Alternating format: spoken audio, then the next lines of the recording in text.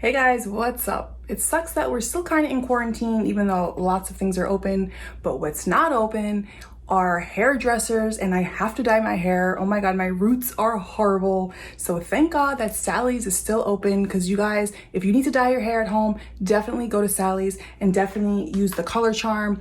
It's like way better than buying like Clairol or, I don't know, whatever other brand that you buy at Target, because that never lasted my hair. It literally lasts maybe a week or two. Even though it's permanent, it doesn't work. But this is the closest thing that you can use that is like going to the salon, but you're not going to the salon, you're doing it at home. So go get you some Color Charm. I'm going to show you how I dye my hair. I'm not the typical, my hair is not the typical, divide your hair in 4 spots and then dye your hair. I have to literally do mine in like 6 spots because I have so much hair. But I just thought, hey, why not show you guys how I dye my hair so you guys can dye your hair at home if you cannot get to a salon because of this awesome quarantine. So you follow the directions for the Color Charm. You get a mixing bottle, you dump it in here and shake. It's really simple, guys. It's basically like the ones you buy, like Clairol and Garnier or whatever, except you're putting it in this type of bottle, and it's way better. And sorry for that loud noise because I'm in my bathroom and the exhaust, there's no way of turning it off without turning the light off. So after you shake it up, then you just start applying in sections. So again, I split my hair up in 6 sections because I have so much hair, and it's just so much easier when I do that. I can't believe how many grays I have. I have not dyed my hair in forever, so I gotta get rid of it. So I'm just doing the roots right now. I always start with the front. Some might say start in the back, but I'm more concerned about how the front of my hair looks than the back of my hair. So it is what it is. You guys can do however you want, but this is how I do.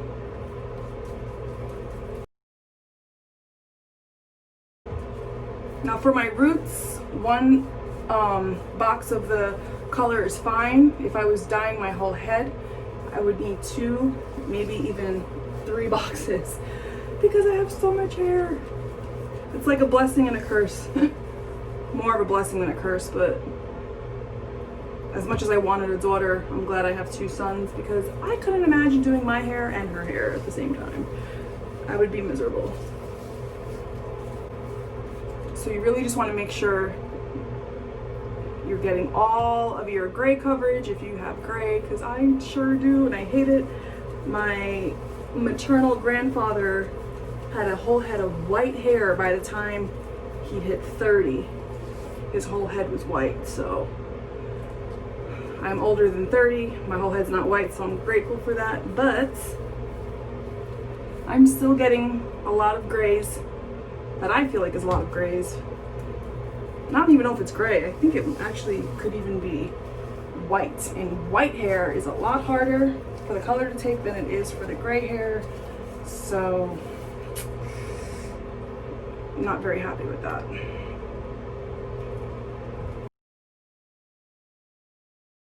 So you basically leave this on after you get it all on for 45 minutes. They say you can add an additional I think 10 or 15 minutes for stubborn gray, so of course I leave it on to the max of what it is. And this usually lasts me about definitely 6 weeks for sure. I want to say I probably do my roots every because I don't go to the salon. I know I said we're in quarantine and the salons are closed, but I still dye my own hair anyway. So I basically dye my hair, well, my roots, like every 2 to 3 months, depending on how much gray is coming through, and if I have any events to go to, or if I'm just staying home, then I don't really care to dye my hair again if I don't have to, because of course I don't want to keep damaging my hair and drying it out. So I'm just wiping off the dye that got on my face. So now I'm at part 2.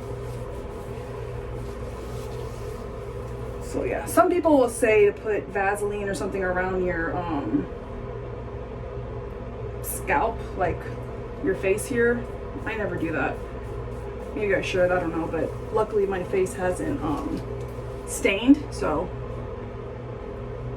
I've never done it. And my skin hasn't been allergic or anything, so I've been okay.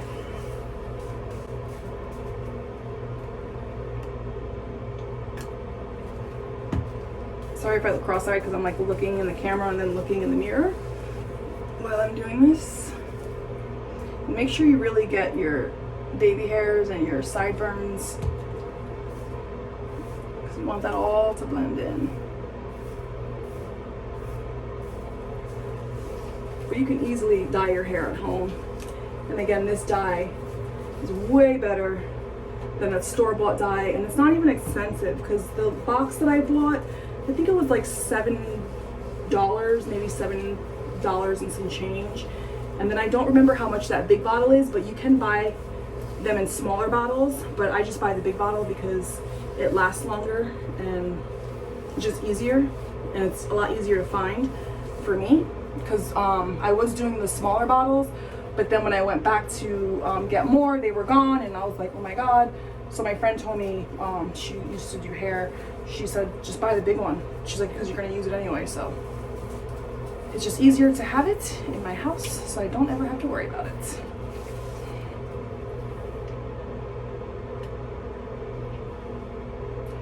Yes, oh my gosh, I have so many grays. No, you guys probably can't see it as much as I do because obviously you're not zoomed in, but oh my gosh, this is a lot. And I haven't really been leaving my house unless it's essential, but I was a co-host on a podcast, which we clearly stopped doing, and then my co-host decided to keep doing it, you know, a couple times a week because he gets stir crazy and doesn't like to stay home doing nothing. But I'm like, I'm not doing the show, and so gosh, that was like, this has been going on since March, and we're now in the end of July. So I did say tomorrow I would do the show, and that's why I'm like, I need to dye my hair because my co-host is a comedian, and I know the first thing he'll do is go in on my hair not being dyed.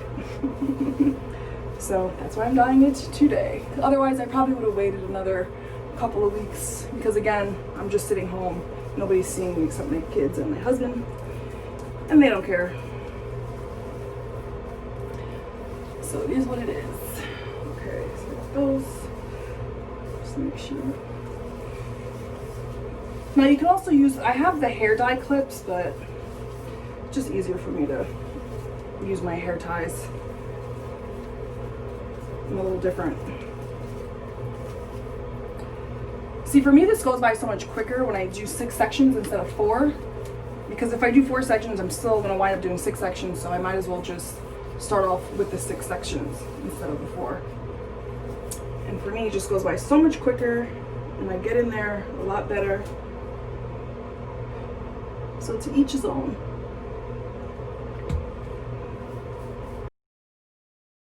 Make sure you have some good gloves, because when you're buying this hair dye like this, it's obviously not in a, you know, a box that comes with gloves. You're gonna have to buy your own gloves. I used to use the, you know, the regular latex gloves, but I would find that my fingers pop through the latex because they're so thin. But I didn't know better, so I've just been using that this whole time. But then I recently, because I also have like an online boutique where I make like t-shirts and like tutus and stuff, so I started adding other things to my shop. And doing that, I'm using epoxy to make certain things. And so with epoxy, you need to, you know, wear gloves and stuff. And so the latex gloves are definitely a no-no when you're working with chemicals. So I use these nitrate gloves. No, not nitrate, Nile. I forget what the name word is. I'll put it up. Because they're a lot stronger.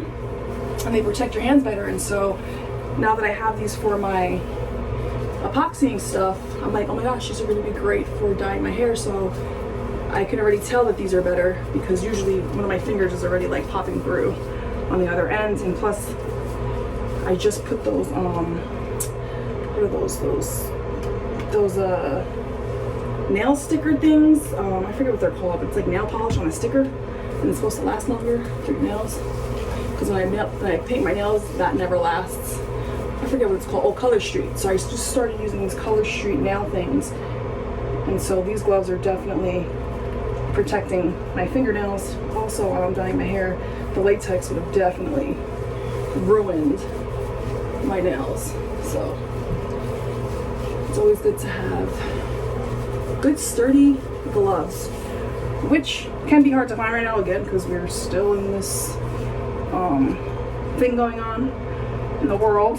But luckily I was able to get these off Amazon, like, I don't know, probably about 2 weeks ago. So you might have some luck finding gloves. But if not, you can use a latex. You just might have to, you know, use two if you have long nails like I do. That will make it pop through while you're dyeing your hair. So,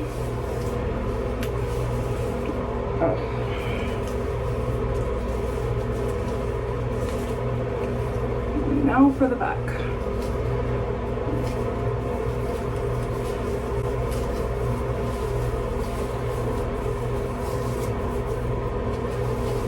So when you do the back, obviously you can't see your back, but make sure you try to get the color as much as you can on the back of your neck. Not literally your neck, but like where all these baby hairs are. Because you can't see back there, and you might think you got it all and then you didn't. And so then you'll be mad when you put your hair up, you have all these grays and people can see them. Or maybe you won't care, I don't know, but I know I do. So just make sure you get all those baby hairs. I have a lot of baby hair. And if you have somebody in your house, you can always call them over and say, hey, can you check the back of my hair and just make sure all the gray is covered, because that will stink after you wash it out and your hair dries and do your hair and then you notice it. That will not be fun. Okay.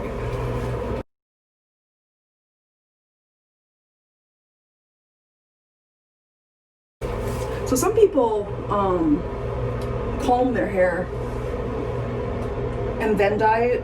I don't do that because my hair is so curly and I cannot get a brush through this unless my hair is wet. And I was not about to wet my hair and then dye it, because that's just not what I'm trying to do. So what I did was, yesterday I knew I was gonna dye my hair today. So I didn't wash my hair yesterday, but I wet my hair in the shower. Like, I acted like I was gonna wash it, except I just didn't use any product. So, and I didn't scrub my scalp because I didn't want to scratch it and get it so it wouldn't burn today. But I just go like this, and I acted like I was washing it, so it was like a dry wash, meaning I didn't use any product, but it was in the water. And then I combed my hair, and then I just wrapped it up and let it dry. So today, when I was gonna dye my hair, it was very easy to split down the middle and the sides, and that was it. So I didn't have to comb my hair and then dye it. So it feels good. So now I'm done. So I'm just gonna go over the root area.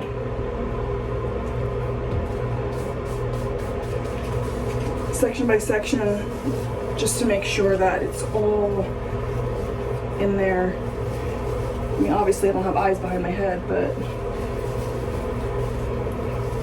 this is like my one final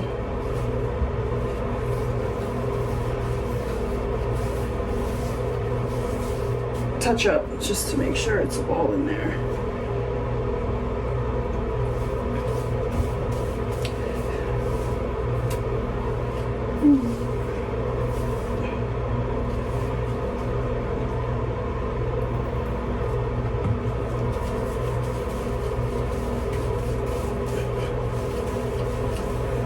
It's so hot in California right now. Oh my goodness. And these little hair ties are from the Dollar Tree, so I don't really care if they get color on them because I'm going to throw them out because they're so cheap anyway and like not even that great.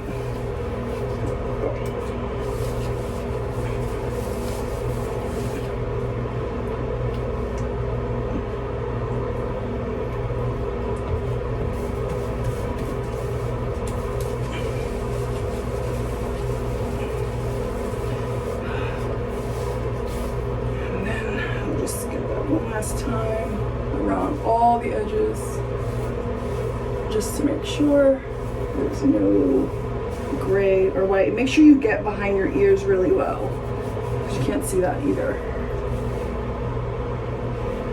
because you got baby hair back there too. So then I tie my hair up.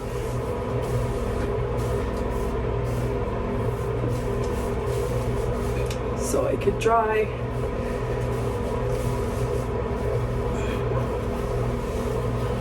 I don't do the rest of my hair because I don't need to, because it's just my roots. But what you can do, because my hair is dark, so I'm pretty much okay. But if you were, say, dyeing your hair a lighter color, and your hair is normally dark, because I used to dye my hair a lighter color, whatever you have left over in here, what I do is when I'm like about 10 minutes out from having to wash my hair, wash the dye out, I go to the shower and I add a little bit of shampoo to the bottle and then I shake it up, and then all my dry hair back here, I wash it in there as if it, you know, was like shampoo. And then when those 10 minutes are up, then I just wash the whole thing off, because it sometimes when you dye your hair lighter, it gets like a little brassy and like not as shiny or vibrant as your roots are going to be. So I recommend doing that with this. I mean, you can do that too if your hair is dark, you know, but I'm just being lazy. I don't feel like doing that today. But it really does make a difference when you are dyeing your hair. And that's it, really. So then just go wipe anything off,